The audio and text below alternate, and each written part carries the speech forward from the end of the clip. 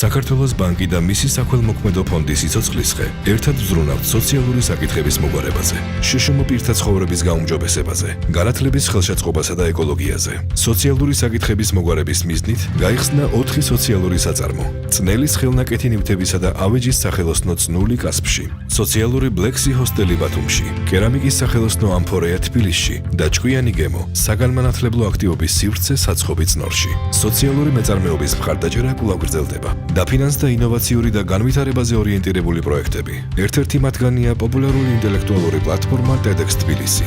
გარდა ამისა, სტუდენტების ბიზნეს იდეების კონკურსი, Social Impact Award, აბიტურიენტებისათვის საგანმანათლებლო ინიციატივა Nebula, სოციალური საწარმოების ფორუმი და B2B გამოფენა.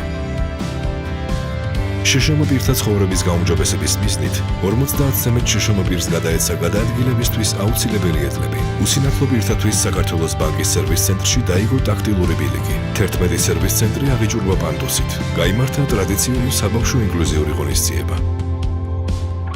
განათლების ხელშეწყობისათვის საქართველოში პირველად გამოიცა საბანკო ტერმინთა განმარტებითი ლექსიკონი.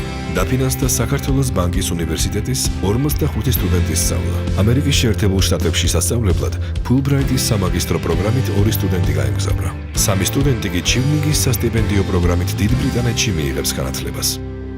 ეკოლოგიის გასაუმჯობესებლად საქართველოს 10 დაცული ტერიტორიის მხარდასაჭერად გადაირიცხა $100,000 ბორჯომის ხანძრის პრევენციისა და დამწვარი ტერიტორიების აღსადგენად 1 მილიონი ლარი გამოიღო. გამონაბოლქვის შემცირებისა და საცობების მოგვარების მიზნით საქართველოს ბანკის თანამშრომლებისთვის შეიქმნა დამგზავრების პროგრამა გზად აპლიკაცია.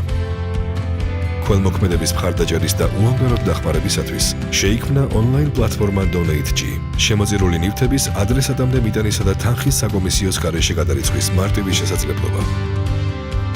ჩვენ ვაგრძელებთ ზრუნვას.